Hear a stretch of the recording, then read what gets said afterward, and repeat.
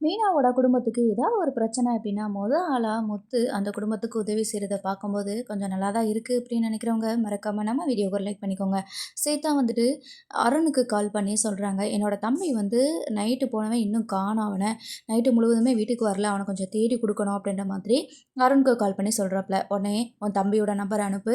நான் அவன் எங்க இருக்கிறான் அப்படின்னு சொல்லிட்டு ஃபோன்ல லொகேஷன வந்து ட்ரேஸ் பண்ணி நான் சொல்றேன்." அப்படின்ற மாரி சொல்றாங்க. "கொஞ்சம் தேடி பாருங்களேன்." அப்படின்னு சொல்லும்போது, "இல்ல நான் டியூட்டில இருக்கிறேன். என்னோட வேலைய முதல்ல பார்த்துக்கிறேன். அதுக்கப்புறம் நான் இன்னொருத்தவங்கள்ட்ட என் ஃப்ரெண்டுகிட்ட சொல்றேன். அவன் கண்டிப்பா தேடிருவான் அப்படின்ற மாரி சொல்றாங்க.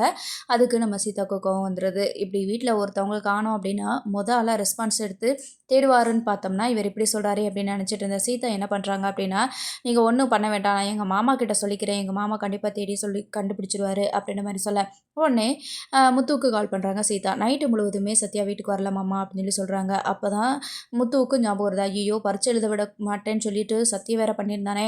எப்படியாவது நான் அப்பயே அசால்ட்டா விட்டுட்டேன். இவனால எதுவும் பண்ண முடியாதுன்னு சொல்லிட்டு அசால்ட்டா விட்டுட்டேன். இப்ப எப்படியாவது சத்யாவ கண்டுபிடிக்கணுமே! பரீட்சை எழுத விடாம இவன் எங்க கடத்தி வச்சுருக்கான்னு தெரியலையே! அப்படின்ற மாதிரி முத்து வந்து தேடுறாங்க. ஃபர்ஸ்ட்டு செல்வத்துக்கிட்ட சொல்லி, அ அவரையும் சேர்த்து கூட தேடிட்டு இருக்கிறாங்க. சிட்டியோட இடம்லாம் எங்க இருக்குன்னு சொல்லிட்டு பார்த்து தேடி போயிட்டுருக்காங்க. அப்படி போகும்போது தான் சத்யாவோட ஃபோன் எங்க கடைசியா ஆஃப் ஆச்சு அப்படின்ற மாதிரியும் ட்ரேஸ் பண்றாங்க. அங்க சத்யாவோட பேக் இருக்கிறதெல்லாம் பார்த்துட்டு, அங்க சுற்றி வட்டாரத்தில ஃபுல்லா தேடி பார்க்குறாங்க. அங்க தான் வந்து சத்யா வந்து கட்டி வச்சு, ஸோ அவன பரீட்சை எழுதாம விடுறதுக்கு பரீட்சை எழுத விடாம பண்றதுக்காக, இன்ஜெக்ஷன் போடுறதுக்காக இந்த சிட்டி வந்துட்டுருக்கிறான். கண்டிப்பா நம்ம முத்து அவன காப்பாத்தி கூட்டிட்டு வந்துருவாங்க அப்படி சொல்லி தான் நெனைக்கிறேன். ஆனா இன்ஜெக்ஷன் போட்டுருவாங்க.